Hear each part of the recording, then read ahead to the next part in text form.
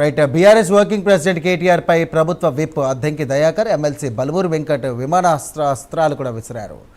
KTR shadow ప్రతిపక్ష నాయకుడిగా వ్యవహరిస్తున్నారని, కేసీఆర్ తెలంగాణకు ఓజీ కాదు నాజీ అని విమర్శించారు. కల్వకుంట్ల కుటుంబం కలవలేని కుటుంబం అంటూ కూడా అయిందన్నారు. అభివృద్ధి సంక్షేమం వైపు కాంగ్రెస్ సర్కార్ అడుగులు వేస్తోందన్నారు. రేవంత్ రెడ్డిని ఎదుర్కొనే నాయకుడు తెలంగాణలో విపక్షాల్లో కూడా లేరని ఈ సందర్భంగా ఆయన ధ్వజమెత్తారు.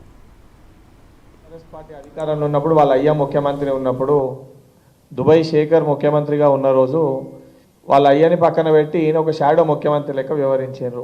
ఈరోజు ప్రతిపక్ష నాయకునిగా కూడా వాళ్ళ అయ్యి ఉంటే వాళ్ళ అయ్యని ఫామ్ హౌస్లో రెస్ట్ తీసుకోమని చెప్పి ఈయన బయటికి వచ్చి ఈయన్నే ప్రతిపక్ష నాయకునిగా, షాడో ప్రతిపక్ష నాయకునిగా వ్యవహరిస్తుండు. ఈరోజు కేటీఆర్ మాట్లాడుతున్న సందర్భంలో మా అయ్య తెలంగాణకి ఓజీ అని చెప్పి మాట్లాడండి. మీ అయ్య తెలంగాణ ఓజీ కాదు, మీ అయ్య తెలంగాణకి నాజీ. అరైనా తెలంగాణ రాష్ట్రాన్ని ఏం చేద్దామని అనుకుంటారు?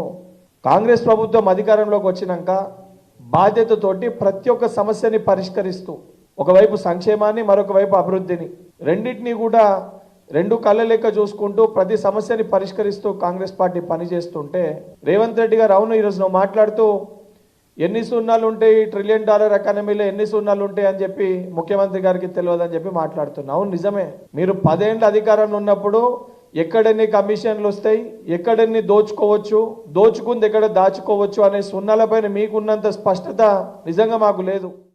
ఇలా రేవంత్ రెడ్డి గారిని ధీటుగా ఎదుర్కొనే నాయకుడు తెలంగాణలో విపక్షాల్లో లేరు.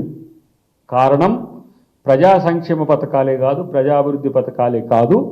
ఇలా ప్రజలు రేవంత్ రెడ్డి గారిని నమ్ముతున్నారు. ఏంటంటే ఇంతకుముందు ఉన్న ప్రభుత్వము రాజరికాన్ని పోలితే ఇప్పుడున్న ప్రభుత్వము ప్రజలకు దగ్గరగా ఉండే సేవకులను పోలి ఉన్నది. కాబట్టి ఎన్ని చెప్పాలి, ఎన్ని అంశాలు చెప్పాలి, ఏకరువు పెట్టాలి, లిస్టు చదవాలి. ప్రతి ఒక్క అంశంలో ప్రజాకోణాన్ని ఆవిష్కరించడానికి ఒక ప్రయత్నం చేస్తున్న నాయకుడిగా ఇలా రేవంత్ రెడ్డి గారు ఉంటే, ఈ అవాకులు ఇచ్చే వాకులు, ఇంగ్లీష్ వస్తుందానో, లేకపోతే అమెరికాలో చదివిందానో, లేకపోతే ఇంకోటి ఏదో, తెలంగాణలో రాజకీయాలు చేసేటప్పుడు తెలంగాణ అని గుండు 3 ట్రిలియన్ లెక్క తెలియకపోతే నీకు కూడా కూర్చోబెట్టి క్లాస్ చెప్తాం ఎట్లయితుంది అనేది. ఎందుకంటే మీరు ఆ కళ కూడా కనలేరు కదా.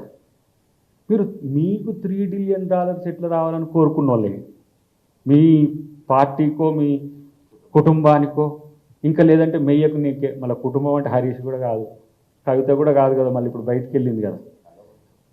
కల్వకుంట్ల కుటుంబం కలవలేని కుటుంబం అయిపోయింది ఇప్పుడు. కాబట్టి ఇలాంటి దిగజారుడు ప్రకటనలు బంద్ చేయి మిత్రమా.